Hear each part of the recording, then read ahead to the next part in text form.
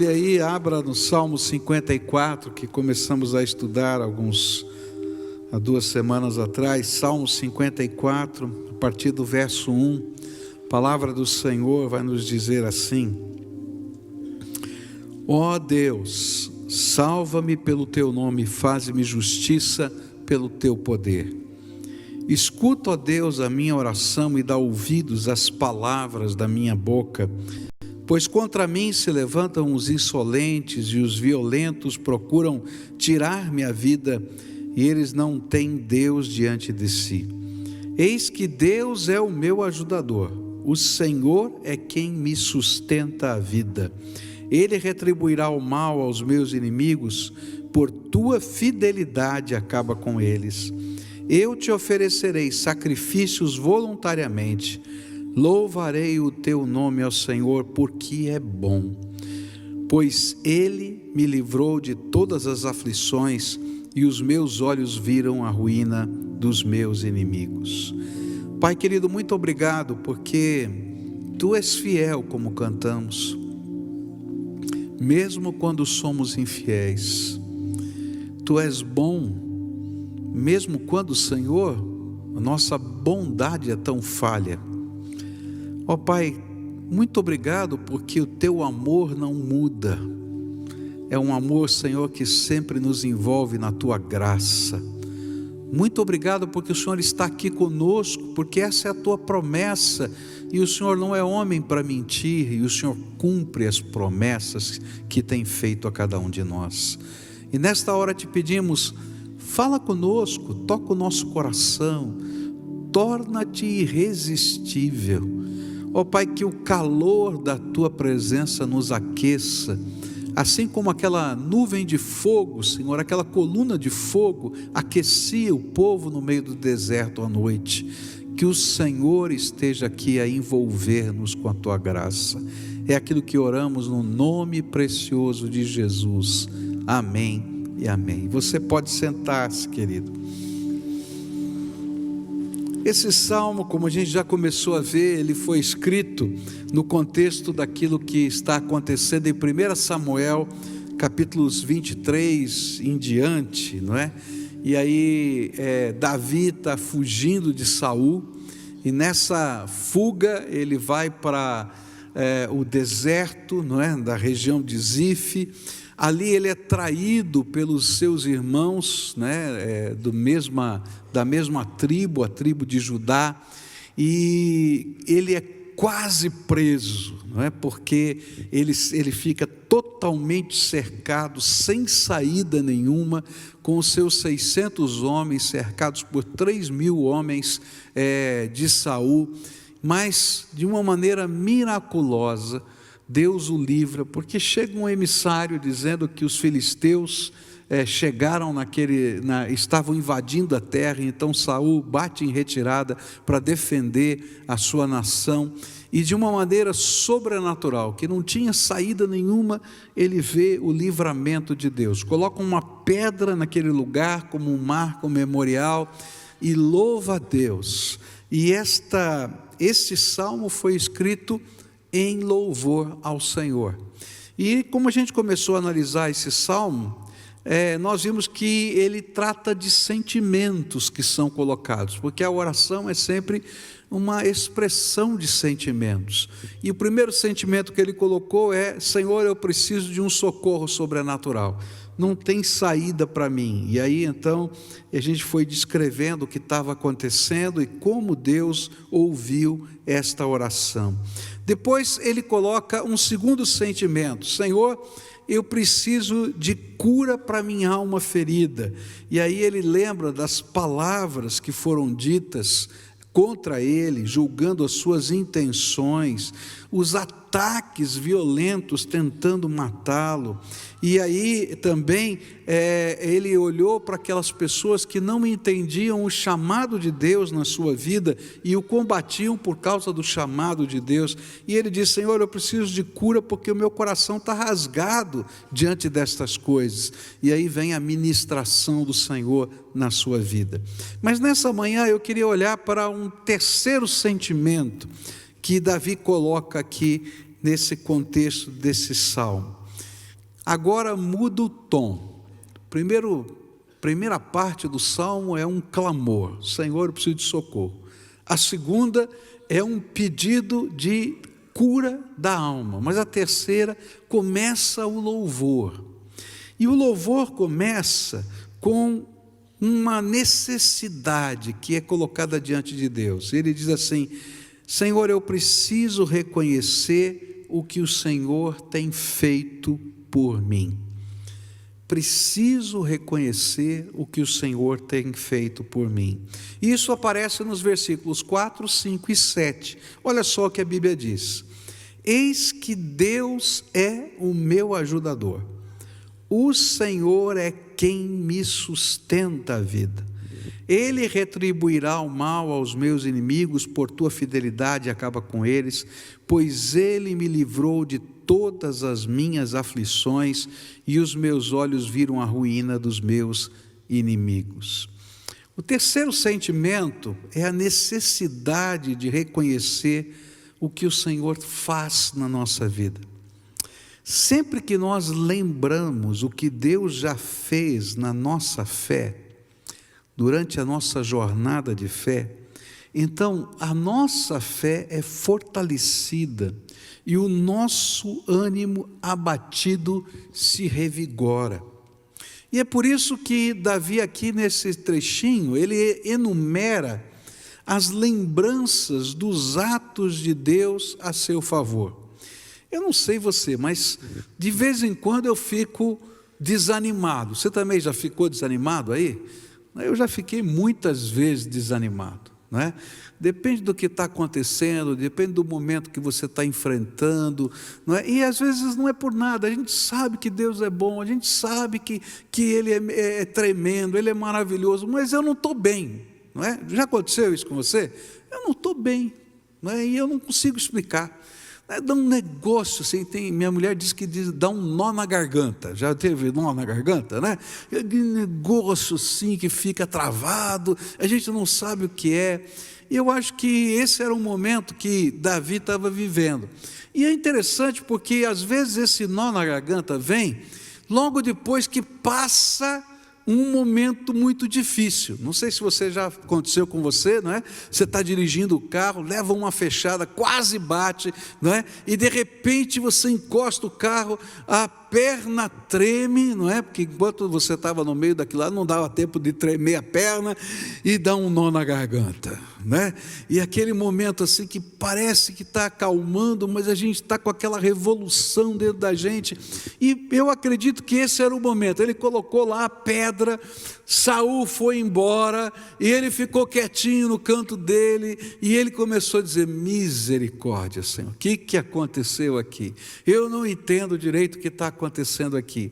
E é nesse momento que às vezes bate o desânimo. Puxa vida, o que está acontecendo? Não entendo o que está acontecendo, o problema está aqui, o problema está lá, às vezes tem isso, tem aquilo, quase isso, quase aquilo outro, e a gente está naquele impasse tão grande. E é nessa hora que a gente precisa que Deus nos ajude a atendendo a oração que Davi fez. Senhor, me ajuda a reconhecer o que o Senhor tem feito na nossa vida. E essa hora é a hora em que a gente precisa enumerar as bênçãos de Deus a nosso favor. Recordar o que Deus já fez. Recordar as maravilhas do Senhor, porque o nosso ânimo é renovado, a nossa fé é outra vez fortalecida, justamente porque confirmamos quem é o Deus da nossa esperança.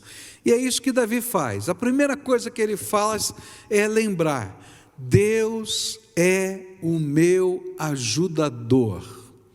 E essa palavrinha aqui tem tudo a ver com aquilo que ele disse lá em 1 Samuel, quando ele colocou a pedra da ajuda. aquela pedra da ajuda que ele colocou lá como um marco memorial do milagre que Deus tinha feito, é a mesma ideia de Ebenezer, daquela pedra que Samuel colocou: até aqui nos ajudou o Senhor. E ele agora está dizendo: olha, eu estou olhando para essa pedra, mas essa pedra é só pedra, porque quem me ajuda é o Senhor. Ele é o Deus que me ajuda. E aí é interessante, porque ele conta isso de uma maneira muito, muito bonita em 1 Samuel 23, versículos 26, 27 e 28, ele diz assim: Saul ia de um lado do monte, e Davi e os seus homens do outro lado, e Davi se apressou em fugir para escapar de Saul, porém estes e os seus homens cercaram Davi e os seus homens para os prender. E então veio um mensageiro a Saul dizendo: venha depressa, porque os filisteus invadiram a terra. Por isso Saul desistiu de perseguir Davi e foi lutar contra os filisteus. Por esta razão, aquele lugar se chamou Selá Ramalecote, pedra de ajuda. Estou traduzindo aqui, pedra de ajuda. O que ele estava dizendo é que ele tinha plena consciência de que não era coincidência. É interessante, né? Porque às vezes essas coisas acontecem e tem muita gente que não crê em Deus, diz: não, isso foi coincidência, isso foi um acaso, não é? Mas quem teme ao Senhor sabe que não existe coincidência. Há muito tempo atrás eu descobri que as coincidências na minha vida muitas vezes eram o trabalho manual de Deus. Deus estava fazendo algo sobrenatural, algo especial, de cuidado da nossa vida. E ele estava dizendo: olha, aquele emissário chegou nesse momento. Ele podia ter chegado 2 horas antes, ele podia ter chegado 2 horas depois, que não faria diferença. E Saul ainda poderia ter determinado, dizer assim: olha, eu já estou com o Davi preso, vamos terminar logo o serviço, depois a gente vai enfrentar o inimigo. Mais meia hora não vai fazer diferença. Mas exatamente tudo o que aconteceu não foi uma coincidência, foi o trabalho manual de Deus. Por quê? Porque Deus é o meu ajudador. E se tem uma coisa que a gente precisa aprender na nossa vida, é que uma das marcas do amor de Deus para conosco é que Ele tem prazer de cuidar de nós.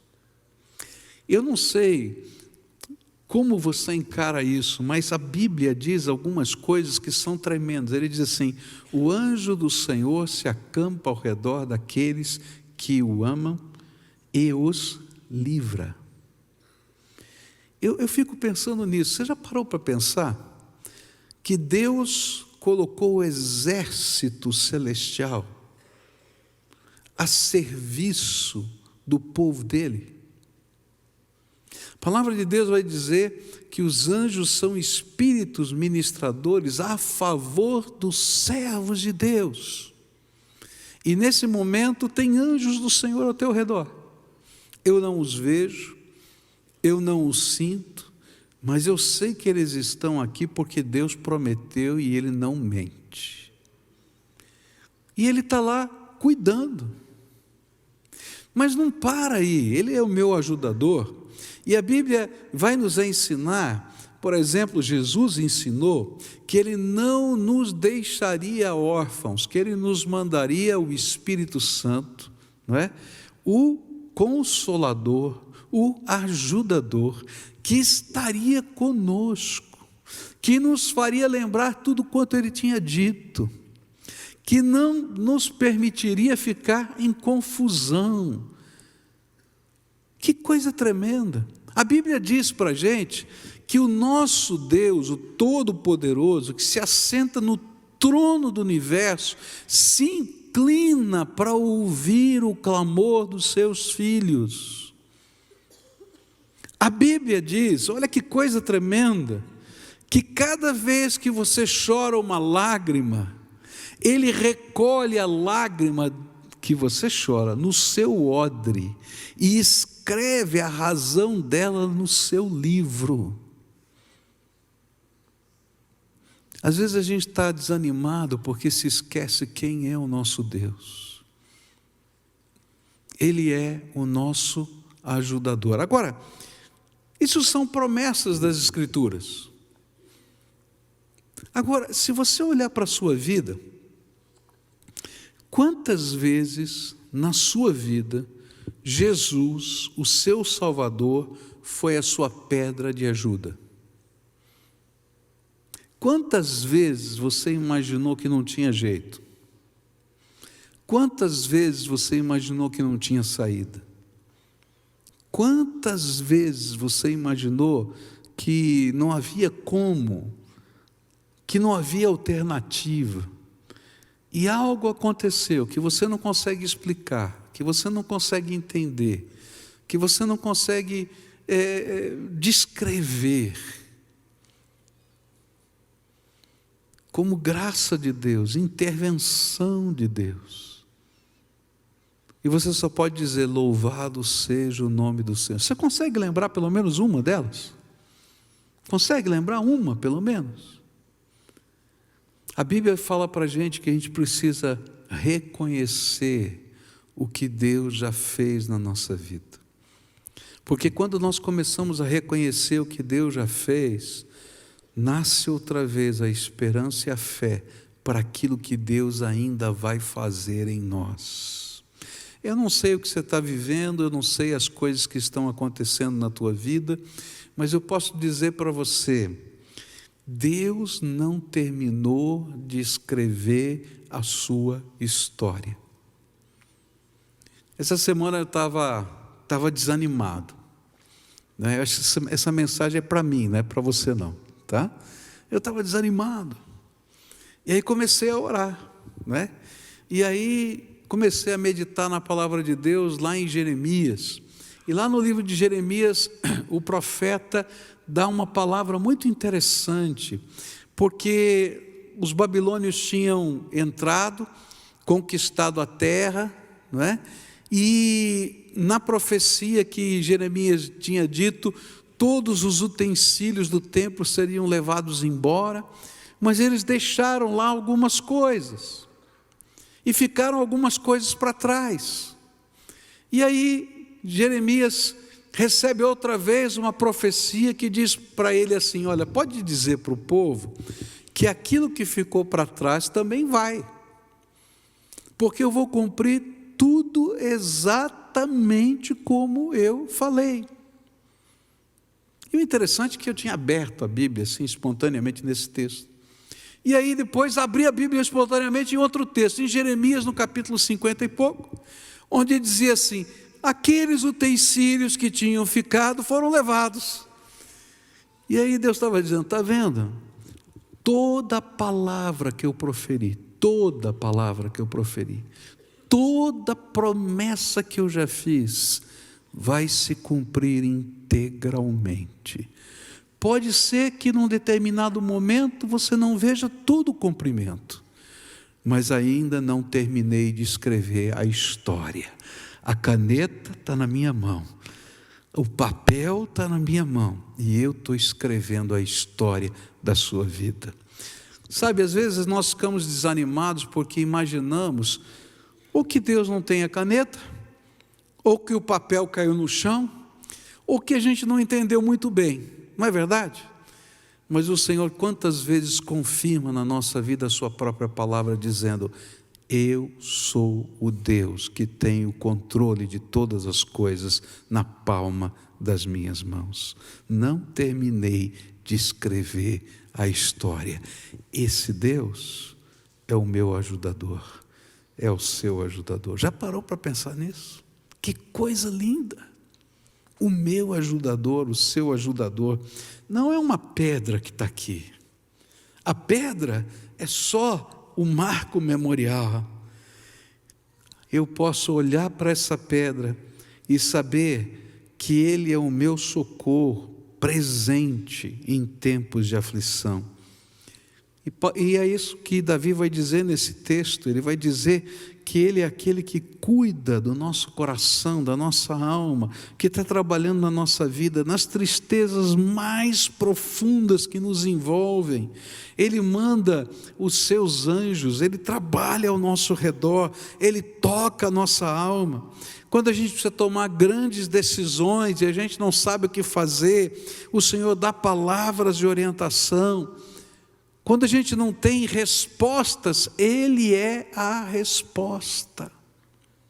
Quantas vezes na minha vida eu já vivi isso, e como eu preciso lembrar isso.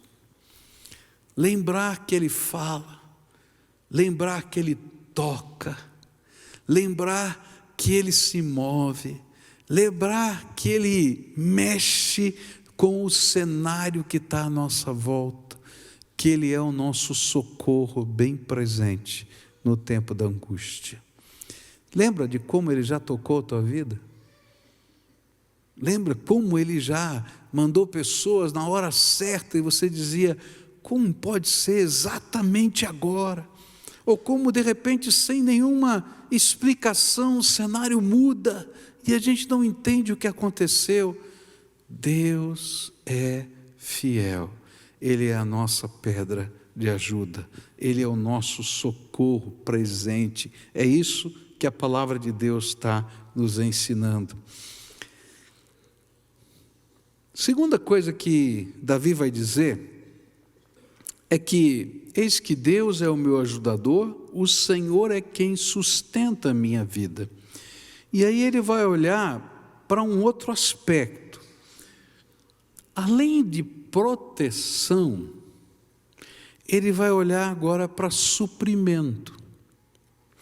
E eu fico pensando por que Davi agora está pensando em suprimento.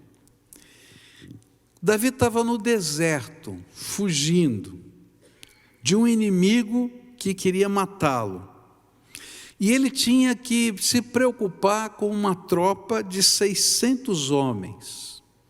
Sem qualquer intendência, não tinha ninguém por trás para fornecer comida, para fornecer água, para fornecer o que fosse necessário. Ele estava no meio de um povo que queria matá-lo. Os seus irmãos eram os informantes dos movimentos da sua tropa. Não eram eles que estavam lá de bom grado para sustentar a sua tropa. E cada dia em que ele estava no deserto, fugindo de Saul, era um novo milagre que estava acontecendo. E ele para dizer, só Deus pode sustentar uma tropa de 600 homens num deserto, sem intendência, sem nada, só Deus. Por isso é Deus quem sustenta a minha vida. É interessante porque Davi está mexendo com alguns aspectos que são aqueles que incomodam a nossa mente e o nosso coração. A gente fica ansioso por coisas que vão acontecer, não as que estão exatamente acontecendo, né? A gente fica aflito com aquilo que está acontecendo. Está doendo no nosso coração, a gente está com medo, está no meio da batalha. Mas a gente fica ansioso com aquilo que ainda não aconteceu. Vai faltar água, vai faltar, não é, dinheiro, vai faltar isso, vai faltar aquilo. E agora Davi está colocando a ansiedade dele.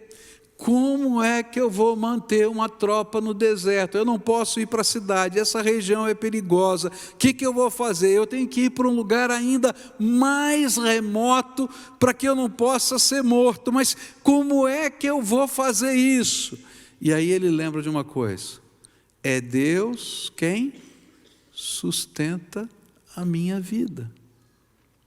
E aí ele começa a lidar com a ansiedade dele. Senhor, é o Senhor quem sustenta a minha vida. Você já parou para pensar como Deus tem sustentado a sua vida? Como Deus fez coisas e tem feito coisas extraordinárias para sustentar a sua vida, na hora certa, no momento certo. Eu me lembro de várias cenas na minha vida do sustento de Deus, várias cenas. Uma delas foi na Índia. Durante uma viagem missionária, estourou uma guerra entre muçulmanos e hindus, destruíram lá uma mesquita, e eu fiquei numa cidadezinha na fronteira entre Bangladesh e Índia, a primeira cidadezinha que tinha lá, nem lembro o nome da cidade, né? E um lugar muito remoto, não tinha quase nada. A gente chegou num lugar ali onde tinha uma pensão, e pensão na Índia é bem diferente do que você pode imaginar, né? É um galpão assim, cada um pega a sua esteira, estende, joga no chão e dorme ali, aquela multidão ali, não é?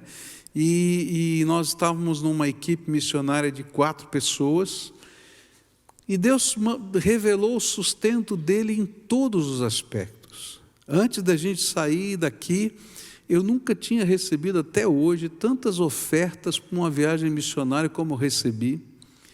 E eu achei que era tanto dinheiro que eu não precisava levar tudo. E aí minha esposa disse, olha, leva, porque se Deus deu, tem alguma razão. Gastei tudo, né, lá naquele local.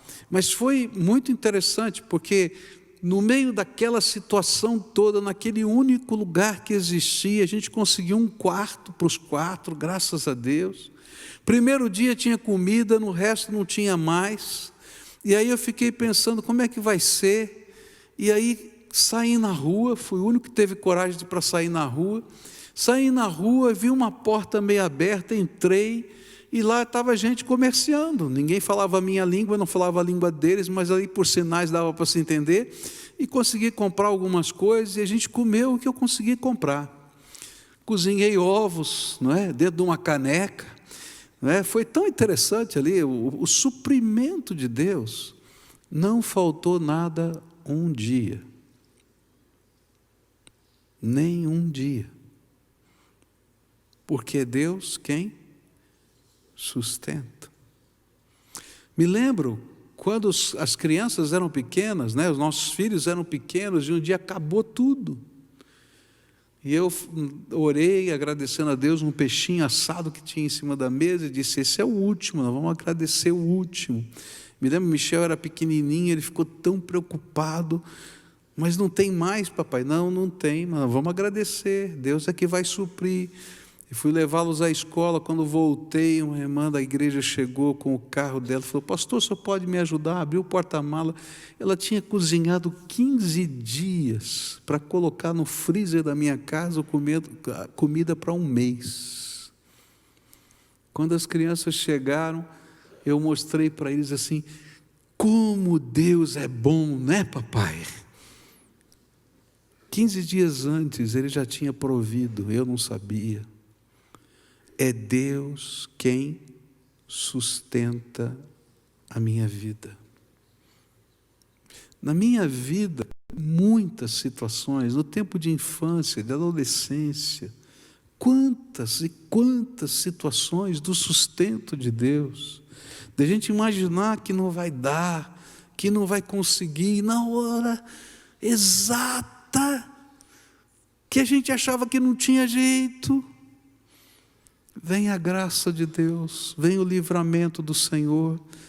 Às vezes, não é o que mana leite e mel, é apenas o maná, mas Deus não deixou de mandar o maná todos os dias. Davi estava dizendo para ele mesmo, eu preciso lembrar quem sustenta a minha vida. E eu fico pensando às vezes, por que ele tinha que passar pelo deserto? Por que ele tinha que passar pela pedra da ajuda? Porque às vezes a gente não está preparado para colocar a coroa na cabeça.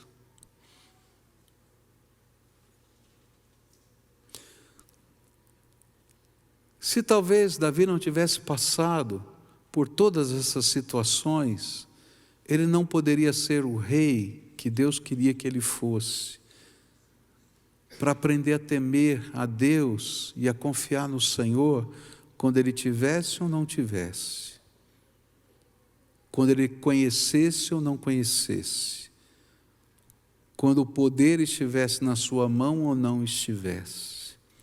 Porque o que faz a diferença num homem de Deus e numa mulher de Deus, não é a posição que ele ocupa, mas é a dependência que ele tem do Deus vivo.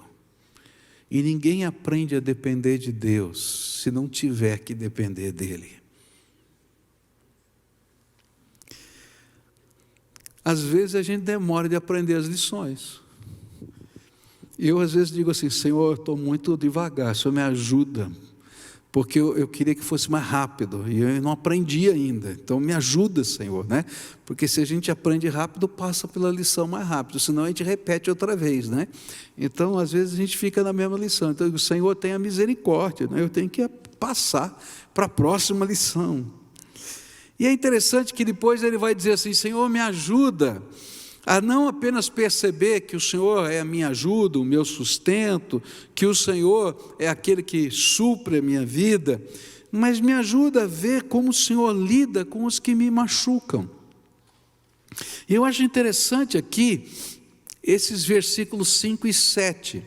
Ele retribuirá o mal aos meus inimigos, por tua fidelidade acaba com eles. Ele está aqui com o coração dividido. Ó Senhor, pega Saul e dá uma torcida nesse homem. É isso que ele está colocando aqui, né? Mas Senhor, me ajuda a perceber como o Senhor trabalha com os que me querem mal. E aí no verso 7, pois ele me livrou de todas as minhas aflições, e os meus olhos viram a ruína dos meus inimigos. Ele está falando sempre dessa coisa que está misturada no coração dele. Quando alguém faz mal para você, tá? Quando alguém faz mal para você, sempre os seus sentimentos estão misturados. Tem um lado de você que diz assim: Senhor, pega. Não é verdade? Não, vamos falar a verdade, não é? Pega, se dá uma torcidinha. Mas tem um outro lado que diz assim: Senhor, tá bom, Senhor, então faz o que precisa ser feito e tal. E Davi é humano, ele está falando exatamente isso. Senhor, eu queria ver, mas do outro lado, Senhor, me ensina a ver como é que o Senhor retribui e tal.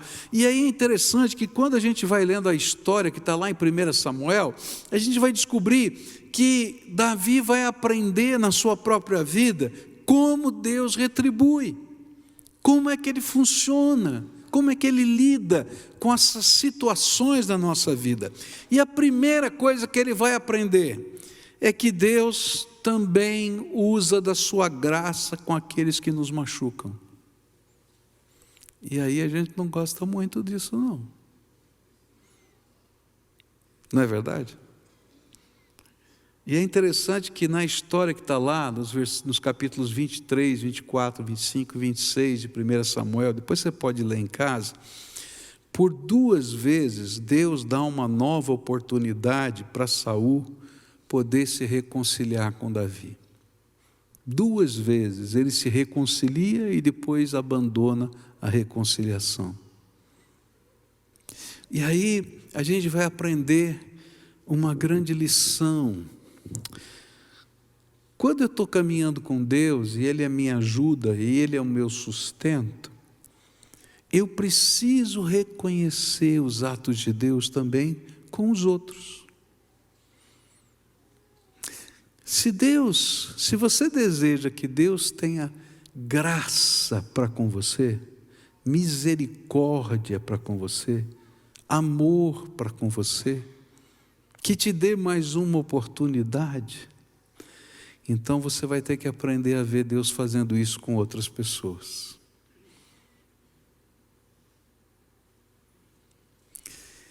É interessante como Jesus diz para a gente, né? Com a medida com que você mede os outros vão medir você. Já parou para pensar nisso? Com a medida com que você mede os outros vão medir você. A palavra de Deus vai dizer para a gente que, né, na oração do Pai Nosso, né, Pai, perdoa-lhes, né, perdoa os nossos pecados, assim como, fala alto, assim como,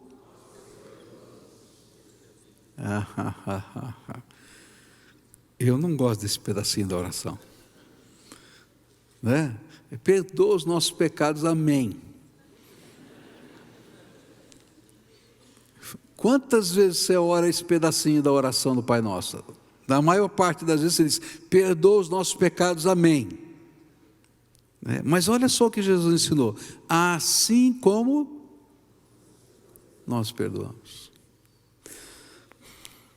E aí ele vai ver duas vezes, ele vai ter que lidar com isso duas vezes. É interessante que as duas vezes que estão lá no texto, Davi sentiu e teve a oportunidade de matar Saul.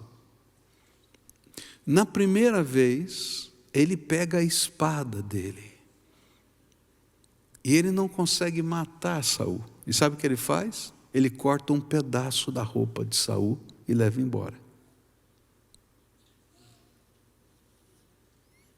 E depois a Bíblia diz assim, ele ficou com dor no seu coração por ter cortado um pedaço da roupa, porque ele sabia que não era só o pedaço da roupa que ele queria cortar, não.